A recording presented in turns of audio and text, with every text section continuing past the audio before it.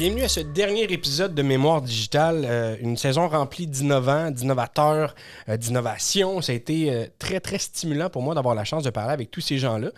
Aujourd'hui, on finit cette première saison-là. On vous annonce déjà qu'on reviendra pour une deuxième saison à compter de l'automne. Donc, surveillez nos réseaux sociaux, notre site internet, lelanternedigital.com pour pouvoir voir les nouveaux épisodes et aller réécouter peut-être ceux que vous avez manqués.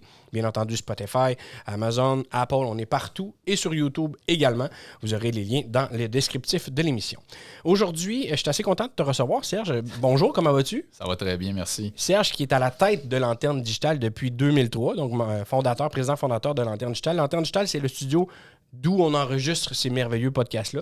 C'est un peu grâce à toi qu'on a été capable de le faire. Tu sais, moi, j'avais eu l'idée, je voulais faire depuis longtemps du podcast, mais tu as rendu ça réalisable en disant « OK, go, on va le faire ». À peu près avec une voix comme ça, quand tu l'as dit. Ouais. Go, on le fait, on y va, on crée cette bébête-là qui est Mémoire digitale où on parle d'innovation, on rencontre les gens qui ont mis l'innovation au cœur de leur vie. Un peu comme toi, tu l'as fait dans ta business, dans ta migration de business. Parce qu'au départ, c'était pas ça, là. Non.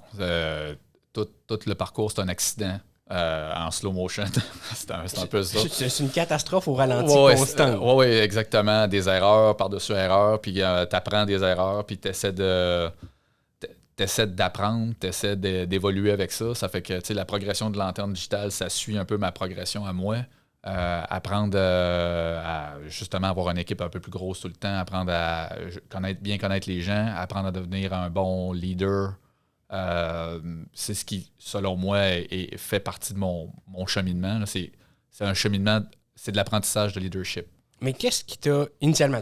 Prenons bébé Serge. Ouais. Moi, je vois bébé Serge avec la même tête que tu as là, mais sur un corps de bébé, mais ça, c'est moi. Probablement que les autres ne voient pas ça parce qu'ils ne te connaissent pas comme moi, j'ai la chance de te connaître. Mais prenons bébé Serge qui, étant jeune, décide d'aller vers l'architecture initialement, mais c'était pas ça que tu voulais faire. Non, écoute, je suis allé en architecture en flippant un 25 cents. Ça a été un choix. Au cégep, j'avais fait sciences pures puis sciences de la santé qui appelait. J'avais fait le programme des double. maths fortes, physique et tout et tout. Ouais, toute la patente juste pour m'ouvrir toutes les portes. Mes parents me disaient tout le temps garde tes portes ouvertes. Puis ils avaient raison. Sauf que j'ai jamais trouvé ce que je voulais. Moi, ce que je voulais, c'était vivre dans Star Wars. J'ai vu Star Wars à 7 ans, puis ça a tout scrappé. Ben, attends un peu, ça a scrappé. C'est un terme sévère pour dire que ça t'a amené vers de quoi d'autre que tu l'as fait. C'est positif. Tu as découvert les effets spéciaux, la magie du cinéma, c'est les histoires. La créativité, etc. Là. C'est les histoires. J'étais quelqu'un de ultra gêné. Je me perdais dans ces histoires-là. J'aimais ça. Je lisais des livres de fantasy. C'était mon trip. C'était ça. C'était mon échappatoire aussi. Okay. J'étais quelqu'un de très, très réservé. J'avais beaucoup de peur. J'avais beaucoup de choses. J'étais pas comme là. Ça a été une évolution. Et puis, quand je suis allé en architecture, dans le fond, je dis que j'ai flippé en 25 cents, mais il y a la partie de dessin qui m'intéressait, la partie créative. Puis évidemment, si je m'étais écouté toutes mes passions, tout ça, j'aurais essayé d'aller direct dans le monde du cinéma, mais j'avais des parents un peu terre à terre qui me disaient « Tu vas manger tes bas, t'es au Québec. » Puis tu sais, c'était pas... c'est pas ce que c'est aujourd'hui. Non, parce vraiment qu'aujourd'hui, l'industrie du cinéma, des effets spéciaux au Québec est très, très forte. C'est bien implanté. Il y a beaucoup de gros studios qui font affaire avec des gens au Québec pour des crédits d'impôt, la facilité d'accès, etc. Il y a les incitatifs qui ont été mis en place. Mais à l'époque, on parle d'il y a une vingtaine d'années, peut-être, c'est pas du tout la même situation. Pas du tout. Il n'y avait pas de ressources. Il y avait pas... C'était très, très complexe. Puis j'ai fait mon cours en architecture, puis je l'ai fini, je te dirais, ça s'est bien fait, ça a bien terminé. J'ai appris beaucoup en architecture, mais j'aimais pas tant ça. Puis après 3 mois à travailler dans un bureau d'architecture, je le savais que j'haïssais ça. Même qu'à un moment donné, tu as comme la réalisation que tu pourrais faire ça pour le restant de tes jours. Puis là... C'est un peu comme panique qui prend place. Ouais, t'as une petite panique, puis à un moment donné, tu capotes parce que tu te dis, OK, là, je suis comme dans un cul-de-sac, j'haïs ce que je fais, littéralement. À ce point-là, tu étais vraiment à l'étape de dire, je déteste mon travail ou le choix de carrière que j'ai fait à ce moment-là. Puis là, tu te dis, pourquoi j'ai fait ça? Puis là, tu te rends compte à quel point l'influence parentale peut avoir sur toi. Surtout, tu te laisses guider un peu, tu as confiance au monde, tu es un peu naïf, puis tu te fais pas assez confiance à toi. Ça fait que ça donne cette espèce de résultat-là où à un moment donné, tu fais « OK, là, j'ai pas ce que je veux. » Puis ça, c'est un peu tout le temps l'histoire de ma vie. Là. J'ai tout le temps à un moment donné « OK, je m'en vais dans une direction, j'essaie de me trouver, j'essaie de trouver les choses. » Puis par accident, pour revenir un peu à l'histoire, par accident, ça a fait qu'à un moment donné, OK, ben là, c'est ça, c'est vers ça que je vais m'en aller. Ça fait que, évidemment, 4 ans d'architecture, ça m'a formé beaucoup. En architecture, tu apprends à designer, tu apprends la création, tu apprends à structurer ta création avec des raisonnements logiques, puis tu apprends à contraindre de manière intelligente ce que tu fais. Donc, tu sais, form follows function. Toutes ces choses-là que tu apprends m'ont guidé énormément. Ça fait qu'à la fin, ce que je voyais un peu au début comme un détriment de ma vie, là, d'avoir fait des mauvais choix, puis de ne pas avoir pris les bonnes décisions, c'est devenu un avantage et une force dans ce qu'on fait aujourd'hui, parce que ça a éclairé ma lanterne sans faire de jeu de mots. Wow! Oh, ouais. Il est allé là. Oh, c'est malade. Ça fait... Mais à quel moment tu viens joindre tes deux passions? T'sais, l'architecture t'a amené le côté design, le côté conception qui est très bien implanté en toi pour te connaître parce que tu es le directeur artistique de Lanterne Digitale, c'est toi qui as la vision artistique, le look, le brand, c'est de ta tête que ça sort. Et c'est la même chose chez les clients de Lanterne Digitale. Souvent, tu vas prendre ce projet-là, tu vas amener une ligne directrice artistique que l'équipe qui est en place va pouvoir suivre. Qu'est-ce qui t'a amené à joindre cette idée-là, à devenir entrepreneur puis dire hey, je vais faire ça tout seul comme un grand? Écoute, moi, quand je me voyais en train de travailler, j'étais encore un gars qui cherchait un guide. Là. Moi, je voulais... je parle souvent du film Gladiator. Il y a Maximus puis il y a César. Moi, je cherchais mon César là, quand j'étais arrivé sur le marché du travail. Je l'ai malheureusement jamais trouvé. Ce qui a fait qu'à un moment donné, j'ai fait OK, là, je veux réorienter ma carrière. Je veux utiliser ce que j'ai. Puis je veux voir comment je fais pour réorienter les choses. Puis il se trouve qu'à un moment donné, j'avais entendu parler du Sheridan College à Toronto, qui faisait justement là où quand les gens voulaient travailler en VFX, quand les gens voulaient travailler en effets visuels, c'est là qu'ils allaient. Sauf que ça coûtait la bagatelle de 30 à 50 000 $ par session. Là. Oh, quand même. C'est Harvard, ça. C'est similaire. C'est ça. Ça fait que j'ai un peu déchanté. Mes parents se grattaient la tête, là, j'avais mon bac, puis là j'étais là, puis je me rappelle à un moment donné, une fois on avait appelé, là, j'étais tellement stressé, là, j'avais de la misère à leur parler, j'avais de la misère, je perdais mon anglais, puis pourtant j'ai un anglais correct, mais tu sais, je suis devenu vraiment stressé, mais j'ai appris après ça qu'il y avait une école qui commençait, là on était en 2001-2002, il y avait une école qui commençait à Québec là, avec le collège O'Sullivan. Ça s'appelait dans le temps le collège Athéna. Athéna, oui. Qui donnait des cours de 3D. Puis j'ai rentré dans les cours de 3D. Ça fait que là, je travaillais, mettons, de 7 heures à... Oui. Est-ce qu'à ce moment-là, tu prends le choix d'aller vers le 3D pour ton chemin est clair, c'est du VFX ou c'est pour améliorer ton rôle en architecture? Initialement, là, c'est OK, je switch. OK, ça va servir pour ma job actuelle, de parfaire mes connaissances en 3D parce que c'était déjà des outils que j'utilisais en architecture. J'ai trouvé les outils 3D. Puis je voyais tout le potentiel que ça avait. J'en mangeais du 3D. Là. J'adorais ça. Puis dans le bureau où je travaillais, ben rapidement, c'est moi qui s'est mis à faire les présentations pour les clients, pour aider les clients à présenter leurs projets. Ça fait qu'encore une fois, c'est comme un accident de parcours, mais c'était la partie que j'adorais faire. Puis là, je me suis dit, ouais, ça, c'est vraiment le fun. Puis là, j'ai trouvé les cours de 3D. Ça fait que je suis allé vers là. J'ai suivi le cours pendant 1 an. Ça fait que mon horaire, c'était... Je me levais à 6, à 7 heures, j'étais au bureau. Je travaillais jusqu'à 3 heures. 3 heures et demie, j'étais rendu dans mon cours. Jusqu'à 7h30. Après ça, je mangeais une sandwich au beurre de peanut. Puis j'étudiais jusqu'à minuit. Puis c'était rinse, repeat le lendemain. Les fins de semaine, c'était du 8 à 8. C'était 8 heures le matin, j'étais levé. Je travaillais sur mon ordinateur jusqu'à 8 heures le soir. J'en mangeais là, parce que pour moi, c'était comme...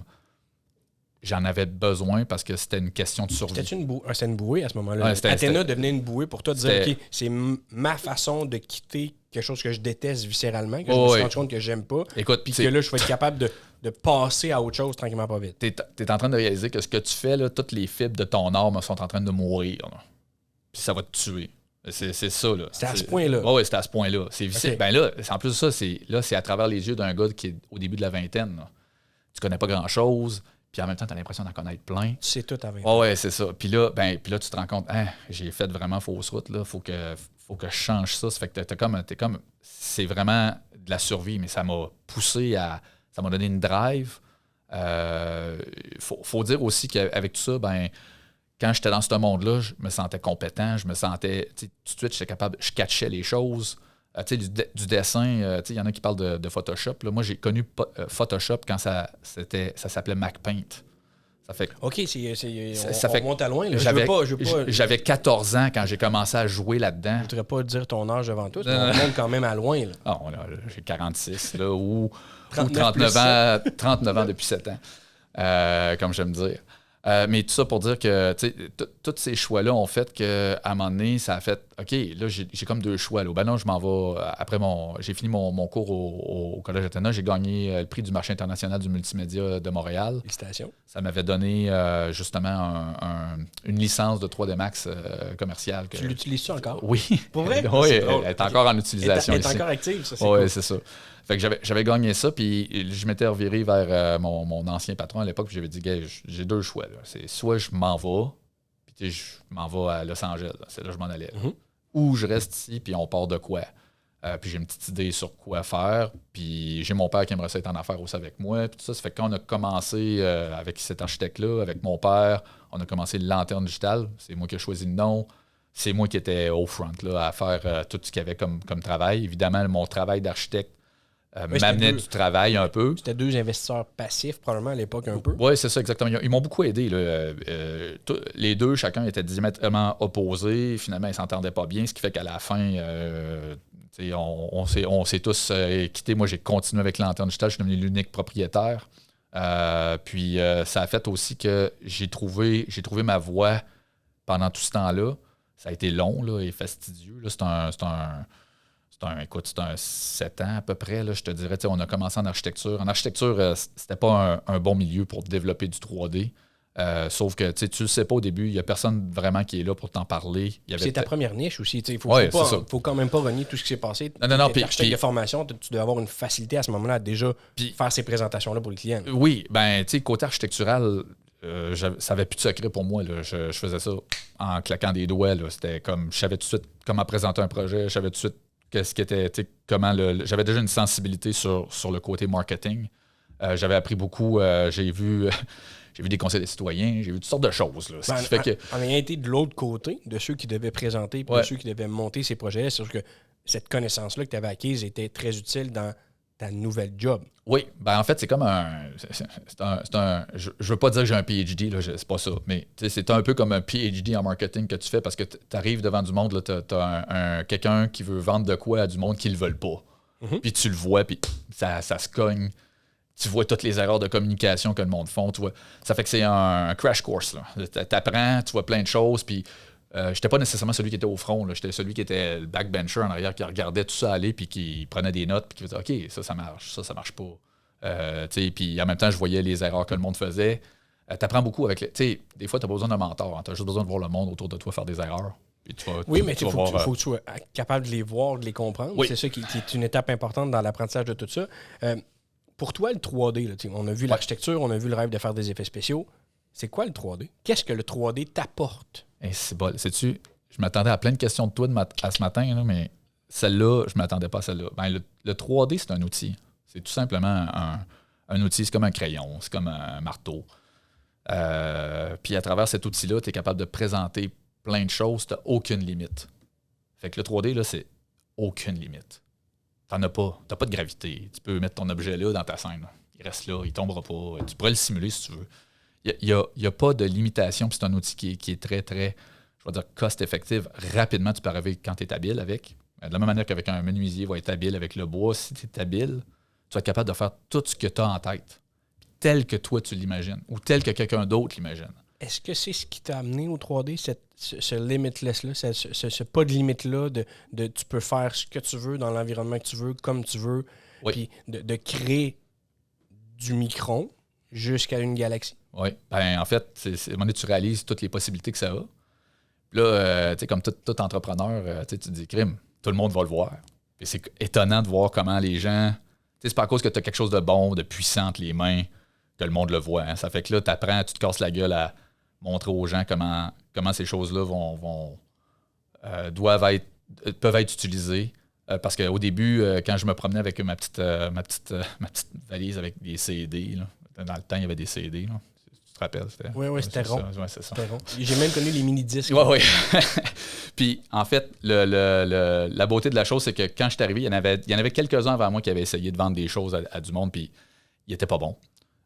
Sauf qu'il n'y avait pas le bagage que moi j'avais eu. Puis étonnamment, le bagage en architecture, apprendre à créer, apprendre le design, tout ça, c'est devenu une partie intégrante de ce qui est Lanterne Digitale aujourd'hui. Puis ça a fait que ça donnait un edge que les autres n'avaient pas. Okay. Puis ça m'a pris du temps, ça. Ça a l'air évident, là. Tu sais, il y a un chemin, un parcours entrepreneurial. Tu sais, quand tu regardes devant, des fois, tu as l'impression que c'est sombre, là, puis ça en est des années là, à manger des sandwichs au bord de peanuts. Mais on le dit souvent, puis tous ceux que j'ai eu la chance de rencontrer dans Mémoire digitale l'ont tous dit, là, l'innovation, disruptive, changer, ne pas tolérer le statu quo, ça amène toujours son lot de problèmes, d'erreurs, de risques, de gestion de risque. Fait que le parcours est le même, peu importe l'entrepreneur. Puis souvent, c'est très lourd parce que beaucoup d'entrepreneurs qui disent « Ah, moi, tu peux pas comprendre. » Tous les entrepreneurs ont les mêmes problèmes. Ouais. À certaines échelles, on comprendra. Le propriétaire d'une multinationale qui a un chiffre d'affaires de 7 milliards a les mêmes problèmes exponentiels par rapport à une PME, mais c'est les mêmes problèmes qui reviennent de fois en fois. Fait que d'être en mesure de les voir, là, c'est facile 20 ans plus tard de voir ce qui s'est passé puis d'être capable de l'analyser. Sur le coup, souvent, on a l'impression que c'est insurmontable, c'est qu'est-ce que je vais faire, puis on vit avec ça. Puis, tu sais, c'est des choses, mais tu sais, on parle d'innovation. Tu sais, l'innovation, c'est de la survie. Tu vas Pour innover. Toi, c'est ça? Oui, parce que quand tu vas arriver à ça, tu vas arriver à un moment donné devant un problème que tu trouves qui est insurmontable. Tu vas trouver. Ça fait que là, tu vas dire, OK, comment je fais? Il faut que je trouve une solution. Là, ça, j'ai appris avec moi-même que trouver des solutions à des problèmes qui ont l'air insurmontables, là, que ce soit présenter des choses ou que ce soit dans la vie, tout ça, à un moment donné, tu fais, OK, t'as pas de croissance si t'as pas de compression. Faut qu'il y ait une lutte, il faut qu'il y ait une bataille, il faut qu'il y ait de quoi. Puis si t'as pas ça, puis si t'apprends pas à gérer ça, tu n'innoveras pas. Tu vas innover quand tu vas être challengé. Tu vas innover parce que tu vois, OK, par là, ça passe pas. Comment je fais pour trouver un chemin, pour trouver ma voie? Comment je fais pour trouver une solution à ce problème-là? Mais là, c'est là que tu as un sentiment des fois d'urgence. Moi, j'ai toujours eu un sentiment d'urgence. Là. À 14 ans, je sentais que j'étais en retard. Ça fait que, puis en retard par rapport à quoi? Par rapport à tout le monde. OK. Peu importe la facette, peu importe. tu te trouvais en retard. Je me trouvais en retard. J'avais de la misère. Comme je dis, j'étais gêné. J'avais de la misère à articuler mes idées. Je lisais, j'essayais d'apprendre, tout ça. Puis à un moment donné, la confiance s'est mise à se bâtir. À un moment donné, j'étais allé à l'étranger. J'ai été obligé de sortir de ma coquille. J'ai fait plein de choses qui ont fait qu'à un moment donné, OK, c'est comme si morceau par morceau, j'avais appris à bâtir ma confiance. Puis là, avec chacun des petits succès, les micro-succès que tu as, les mini-challenges, tu te bâtis. Puis à un moment donné, tu réalises que ça te drive. À un moment donné, tu réalises que tu te sens en vie quand tu es challengé par un problème. Que ce soit un problème perso, que ce soit un problème d'entreprise ou que ce soit une autre affaire. À un moment donné, faut que tu regardes la réalité en face. D'un, il faut que tu sois vrai avec toi-même, faut que tu assumes les choses-là, il faut que tu sois responsable. Il y a un paquet de choses. Puis tout ça, ça lie un peu avec le leadership. Un peu, il faut que tu fasses preuve de force. Puis il faut que tu te challenges toi-même. Parce que des fois, c'est épeurant. Là. Des fois, tu vas faire on va faire ça, on va faire tel changement. Des fois, la gestion du changement en soi, c'est une capacité d'être en mesure ou pas de gérer ce risque-là et gérer les stress qui viennent avec. C'est pas tout le monde qui est bien dans le changement. Puis si tu n'es pas capable de changer, tu n'innoveras pas. Mais effectivement, parce que l'innovation, c'est le changement du statu quo. C'est ça, exact. Fait que le statu quo, il y a beaucoup de gens, on parle des fois des clients, là, puis on le remarque là, dans les entreprises avec lesquelles on travaille. Il y a des gens qui sont super innovants, puis que ça part du haut, puis du haut, ils veulent être innovants, puis sont prêts à essayer toutes les solutions qu'il y a. Puis des fois, tu vas te ramasser avec des gens qui vont avoir une certaine habitude, ils vont avoir une certaine manière de faire, une certaine manière de penser. Puis tu te rends compte que au top, ça ne suit pas. Puis là, il y a plein d'accros qui arrivent. Tu vois du monde qui ont peur, tu vois du monde qui ont peur à leur job. Ça fait que c'est plus des sentiments de sécurité, c'est plus des sentiments de force. Puis tout ça vient un peu... c'est pour ça que je parle de leadership, là, mais ça va main dans la main. Sans leadership, tu n'as pas d'innovation. Ça te prend une force, une ligne directrice, une vision. Là, que les gens, que souvent, on entend ça en entrepreneuriat, là, ça te prend ta vision. Oui, c'est vrai. Vision, mission, valeur. C'est ça, exact. Puis tout ça donne le leadership. Puis toutes les places où tu regardes dans la vie actuellement où tu vas voir qu'il y a des gros problèmes puis que ces problèmes-là ne se règlent pas, bien souvent, c'est le manque de leadership qui amène un manque de vision qui fait que les gens innoveront pas ou ils changeront pas les choses ou corrigeront pas ce qu'ils ont à corriger ou avanceront pas. On va s'arrêter quelques instants. Serge, au retour, je veux qu'on parle des prochaines innovations, tes prochains steps en termes de toi. Qu'est-ce que tu vois qui s'en vient? Comment utiliser le 3D dans l'avenir? Je veux qu'on parle du futur. Ouais. On a parlé de ton passé. On n'a pas parlé de la Turquie, parce que moi, je sais que tu es allé. Je sais que c'est là que tu as écrit. Je vais tanner tout le monde. L'étranger. Mais je veux qu'on aide dans 5, 10, 15 ans. Comment tu vois ça? OK. On s'arrête quelques instants. Merci d'être là à la Mémoire digitale. Yes.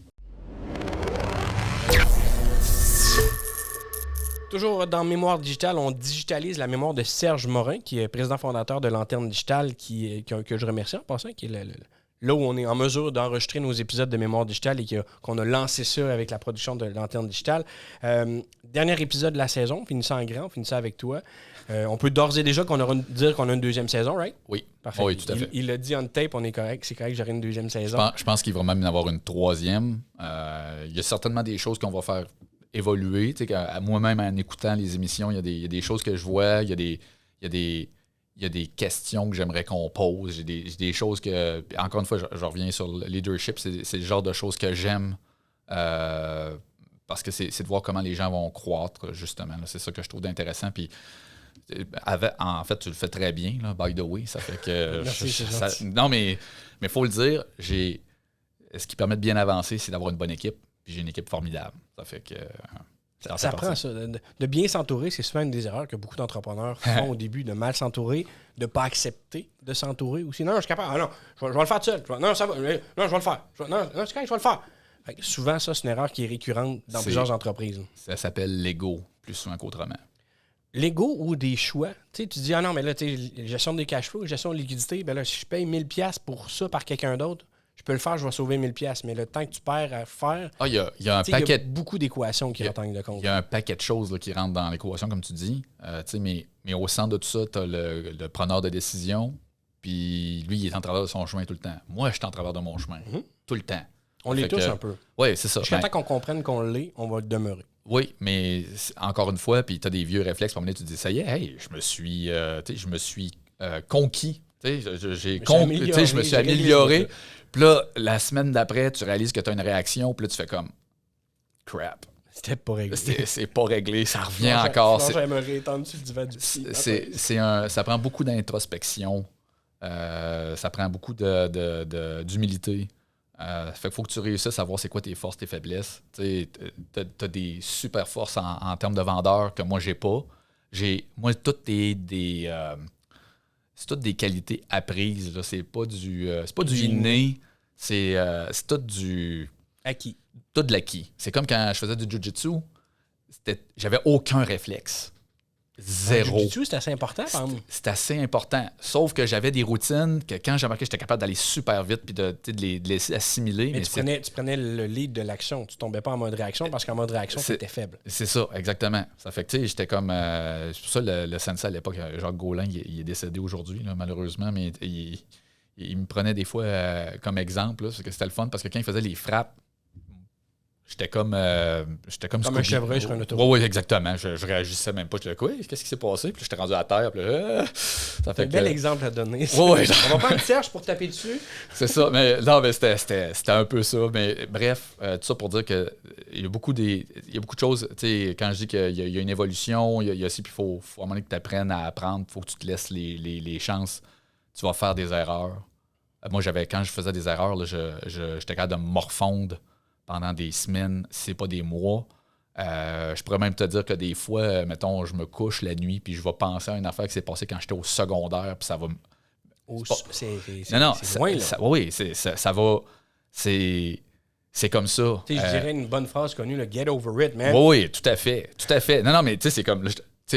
Je caricature un peu là, quand je dis ça, mais tu sais, c'est comme, il y a beaucoup de choses que tu sais, il faut que tu te laisses des chances, il faut que tu apprennes faut que tu apprivoises ça chez toi pour être capable il faut que tu l'acceptes avant de pouvoir dire, OK, ça, OK, je suis le même. Moi, je suis comme ça. Moi, j'ai ce problème-là, ou moi, j'ai telle réaction quand telle chose arrive. Fait que tu sais, faut que tu réussisses à passer au travers de ça, puis ça, ben, il faut que tu saches. En premier, il faut que tu le saches. Fait qu'il faut que tu apprennes à te connaître. Puis après ça, ben, tu te dis, OK, j'ai fait ça pour telle raison, c'était une erreur, c'est correct. Maintenant, on passe, on fail, on tombe. On apprend. Puis on se relève. On apprend, on se relève, puis on ne refait pas les mêmes erreurs. Exact.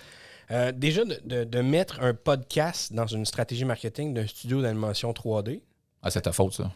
Oui, mais c'est un peu innovant. Oui. Ben, Tu sais, de prendre le gap, de dire on va prendre un médium sonore visuel pour promouvoir le 3D puis l'innovation, il y a comme un clash. oui. On voit la tendance du podcast, on voit la croissance, ça va, mais tu sais, déjà à ce moment-là, tu dis, quand je suis venu te proposer le concept, je dis, regarde, on va faire du podcasting, c'est quoi ton premier réflexe à ce moment-là? Comme Joe Rogan. Oui, je sais. Salut Joe, on salue Joe Rogan. Ouais, mais le premier questionnement que tu t'es mis dans ta tête d'entrepreneur, de dire, OK, J'en ai eu aucun. aucun Honnêtement, j'ai eu aucun doute. Je me suis dit, oui, c'est un vecteur, c'est une manière de faire parler de nous autres, c'est une manière d'approcher des clients, c'est une manière pour nous autres de développer. Puis en même temps, ben ça va très bien dans notre mission chez Lanterne Digital, c'est qu'on s'est découvert, c'est-à-dire d'aider les innovateurs à présenter leurs idées. Ça, on n'est pas limité au 3D. Souvent, on va faire des tournages, souvent, on va faire d'autres choses. Il y a toujours un outil qui apporte une solution à des problèmes. Souvent, les innovateurs, on en a vu là, une barge là, depuis. C'est depuis 2013 qu'on est vraiment concentré là-dessus, à travailler avec les gens plus dans l'industriel, dans le manufacturier. Puis c'est tout le temps la même chose. Les gars, ils ont des idées. Que ce soit une multinationale ou que ce soit un gars dans son garage, ils ont toutes une bonne idée. Ils ont toutes de quoi qui est susceptible de changer des choses, changer le statu quo, de faire évoluer ou d'apporter de quoi, d'améliorer la vie. À la fin, c'est ça qu'on veut. Là. À la fin, c'est juste on veut aider le monde. Ça fait qu'en faisant ça, ben, c'est une vision qui est super forte. Puis la vision va driver les outils qu'on va utiliser. Ça fait que si le meilleur outil, ce serait. Là, je vais caricaturer, mais si le meilleur outil. Dans un journal. Ben, j'allais pas aller là, j'allais genre faire du macramé, mettons. Quand même. Puis si c'est ça la bonne solution, faisons-le. Pourquoi je m'arrêterais à une solution quand il y en a plusieurs? Encore une fois, ça revient à se challenger soi-même et se dire, OK, oui, c'est vrai, là, c'est pas du 3D, là, c'est des podcasts. Oui, mais quel outil de communication formidable. Là. Puis, l'innovation sans communication, sans collaboration, ça n'existe pas. Si tu veux innover, il faut que tu collabores. Mm-hmm. Ça fait que si tu veux justement réussir à tracer ton chemin, t'as la volonté de devenir unique, de vouloir être, de vouloir t'améliorer. Parce que tout ce qu'on a là ici, au niveau du son avec JS, ça y a permis d'apprendre plein d'affaires. Oui. Ce qui fait que ça bonifie toutes les productions qu'on fait par la suite au niveau du son. Il y a plein de choses qu'on a apprises grâce à ça qu'on n'aurait pas appris autrement qu'en se mettant en se disant, OK, on se met la tête sur la bûche, puis go, on le fait. Oui, c'est ça, exactement. C'est quoi les prochaines étapes pour Serge Morin? Je parle pas de Lanterne Digital. Je parle de Serge Morin, l'individu. Le gars qui met l'innovation au cœur de sa vie, qui veut aider les innovateurs. C'est quoi tes prochaines étapes? J'aurais pas la prétention de dire que je vais mettre l'innovation au centre de ma vie. Ce que je vais faire, par exemple, c'est que... Mais tu le fais. Il faut juste l'admettre que le choix que tu prends de volontairement vouloir aider les innovants, puis d'accepter de ne pas juste faire du 3D dans ce en quoi tu as été formé, tu mets l'innovation au cœur de ta vie. Ben, OK. Je vais te le... Je te le donne. Je vais le prendre. Puis c'est correct parce que c'est de volontairement dire, nous, on va tout faire pour aider les innovateurs, c'est innovant en soi. Oui, on peut dire ça. Et ça, de prendre peu importe le chemin pour les aider. Que ce soit par un podcast, que ce soit par une production vidéo, que ce soit par du motion design, que ce soit par du 3D, que ce soit de la réalité virtuelle. Peu importe. Tout est aligné. On va trouver ce qu'il faut trouver pour l'aider. Oui. Puis ça, en soi, c'est innovant. Oui, mais tu sais, c'est juste... Pour moi, c'est juste logique. Tu sais, t'as un problème, t'as besoin d'un outil. C'est quoi le meilleur outil pour le faire? C'est celui-là. Go, on y va. Ça fait que, tu sais, c'est comme ça, je le vois. Mais pour un entrepreneur qui a une entreprise qui a un besoin, trouver une solution, OK, bien pour ça, il faut qu'on fasse ça. Fine. Trouvons quelqu'un qui fait ça. Oui. Mais là, dans ton cas, c'est OK, nous, on va le faire pour vous, puis on va trouver comment le faire pour vous. Oui. Fait que trouve pas personne d'autre, on le fait pas, mais on va s'arranger. Oui, bien, j'aime ça. C'est des casse-têtes. C'est des challenges. Puis à tous les challenges qu'on réussit, encore une fois, là, c'est comme, je mets ça, tu sais, chaque petite réussite, là, tu mets ça dans ton sac. Puis là, ben, tu fais, hey, j'ai fait ça. Ça, on a réussi à faire ça. Ça, j'ai réussi à. Tu sais, on réussit à bâtir une équipe. On réussit à accroître notre bassin de connaissances. Tout ça, ça fait qu'à la fin, tu grandis. Fait que, oui, tu sais, c'est de l'innovation. On aide le monde. Mais en aidant le monde, on grandit. Puis on apprend plein de choses. Bien plus que si j'avais été dans le monde du cinéma, là. selon moi. Là. Ça aurait été... je parle des fois là, de l'exemple quand on était avec la gang, là, que j'étais allé à Montréal, il y avait une rencontre avec plein de sociétés qui faisaient des effets visuels. Puis là, je voyais comment ça fonctionnait. Puis les questions que je me faisais poser. Puis c'était lourd. Là, puis là, la première chose que tu te fais dire, c'est « Hey, chumé, avec ton entreprise, ça a l'air bien beau, mais je te dis que si toi, tu te fraises là, avec nous autres, puis que tu ne réussis pas à livrer la marchandise, on va le dire à tout le monde dans l'industrie à travers le monde. » Là, tu te fais dire ça. Là, tu fais comme, OK, beau défi, là, mais là, je veux dire, je suis capable d'en prendre, mais à un moment donné, c'est comme... la gestion du risque aussi. C'est ça, puis c'est pas super agréable, là, la manière dont tu te le fais dire. Là. Ça fait que là, tu fais comme, OK, je suis pas le bienvenu, là, tu sais. Puis, tu sais, on sait un peu avec les boîtes de communication, des fois, comment ça peut devenir piqué, comment les choses deviennent compliquées. T'sais, on est dans le monde du 1+1 égale bleu, rouge ou vert, tout ou peut-être qui mauve. répond à la question. Exactement. Fait que là, tu te dis, OK, puis tu entends des histoires d'horreur aussi avec d'autres studios qui se cassent le nez sur des projets ou autres. Puis là, tu fais, OK, on est-tu prêt? On est-tu pas prêt? J'ai des remises en doute. Là, je peux avoir l'air d'un gars qui est super... mais à un moment donné, tu fais des calculs puis tu essaies d'être pragmatique aussi dans tes choix. Là. C'est pas à cause que je vois quelque chose à faire que je fais « Ah, yeah, go, on y va. » C'est pas comme ça que ça marche. Tu fais des choix. Tu essaies de faire des choix intelligents, stratégiques, qui vont faire du sens pour revenir au podcast. Ça a été ça. Mais ce soir-là, je retourne après ça vers Québec, de Montréal. Puis là, j'ai un téléphone d'un client. Puis là, il me dit « Hey, la présentation qu'on a eue là, avec vous autres, là, on l'a présenté à des VC. Là. Puis là, on a les investissements, on est capable de créer 5 jobs. Puis le gars, il est en train de pleurer. De joie. De joie, là. Tu as changé sa vie. Non seulement tu as changé sa vie, mais tu vas l'avoir aidé dans son cheminement. Tu vas avoir créé du travail pour du monde. Hey, c'est pas mal plus enrichissant pour moi que d'aller faire tour, puis de faire un marteau qui vole, des affaires de même. Ça va être éphémère. L'apport émotionnel d'aider quelqu'un puis de sentir la reconnaissance, c'est beaucoup plus de poids que de dire j'ai fait la mouche dans le tort, c'est moi qui l'ai fait. C'est ça. Mais j'en reviens à ma question. Oui. Serge Morin, l'individu, pas le président de Lanterne Digitale, c'est quoi qui s'en vient pour lui? Tu connais-tu Ron Swanson? Oui, je connais Ron Swanson, le Park and Recreation. Non. C'est très intimidant et inquiétant. Non, je sais. Non, je m'en vais gosser du bois. Non, c'est pas ça. Écoute, l'antenne digitale n'est pas encore là où je veux que ça se rende. Pour moi, l'antenne digitale, c'est un beau véhicule pour me faire progresser, me faire grandir, me challenger moi-même. Il y a plusieurs choses qui s'en viennent, notamment, tu le sais, on a maintenant un produit en plus de notre service, qui est en fait notre service sous forme de produit, là, ou un SaaS, si on veut appeler ça de même, qui est très intéressant, que je pense qu'il y a beaucoup de potentiel. Fait que ça, ça va faire partie intrinsèque du développement qui s'en vient pour Lanterne Digitale. Serge Morin va suivre là-dedans. Puis il va voir jusqu'où il veut aller. Le rêve initial, je vais revenir dans le passé pour m'en aller vers le futur. Là. L'idée de Lanterne Digitale, c'était un moyen pour moi de m'échapper du monde de l'architecture, mais en plus de ça, c'était un moyen pour moi de développer les technologies et les techniques d'animation 3D, puis de se développer soi-même pour être capable à un moment donné d'avoir assez de projets à l'interne pour être capable de se faire nos propres projets d'animation, puis faire à un moment donné peut-être même un feature film dont j'ai déjà les idées dans la tête, puis que ça fait déjà un bout que je travaille dessus. Quand j'arrive le soir, puis que je finis ma job, je finis... de m'entraîner, je m'en vais probablement écrire mon autre livre encore. C'est toutes des affaires parce que la machine à création, elle s'arrête pas. Là. Ça n'arrête jamais. Fait que là, le désir, si je comprends bien, c'est de continuer à créer. Oui. Puis encore plus d'avoir de liberté dans ta création. Exactement. Donc s'en aller vers justement où on va avoir des productions différentes. Ce ne sont pas nécessairement marketing, mais on va s'en aller du côté plus du divertissement. Fictif, narratif, raconter des histoires. C'est vers là qu'éventuellement, je vais vouloir qu'on s'en aille. Cela dit, on a du chemin à faire encore avant d'arriver là. Mm-hmm. Fait que, mais tu sais, c'est vers là que je veux que Lanterne Digitale s'en aille. Mais encore là, il y a plusieurs vecteurs vers lesquels je veux m'en aller. Puis en même temps, j'essaie de rester focus. Parce que je suis capable de m'épivarder assez vite. Pour vrai, on n'avait pas remarqué. Oui, non, c'est écoute. Mais tu sais, pour trouver un chemin, ça prend toujours une destination. Oui.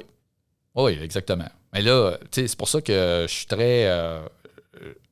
je vais rester prudent dans où est-ce que je dis que je veux m'en aller, parce que, tu vois, j'aurais jamais imaginé, il y a 20 ans en arrière, que ça allait être ça, Lanterne Digitale. J'avais une certaine idée, mais c'est tout le temps une idée un peu désalignée par rapport à la réalité de ce qui s'est passé. Puis là, comme on dit, quand tu t'adaptes, quand tu apprends, Dieu sait que dans les 2 dernières années, on a dû s'adapter à bien des choses. Là. Avec la pandémie qui a frappé, effectivement, il y a eu beaucoup de changements. Là. Ça fait que, tu sais, moi qui est un peu, tu sais, oui, je suis dans les technos 3D, mais je suis tout le temps un peu rébarbatif au changement. Là. Je suis comme tout le monde, là, tu sais, comme on dit, oui, j'aime ça foncer, tout ça, mais quand je vais toujours avoir la même réaction au début, je vais faire « Ah non ».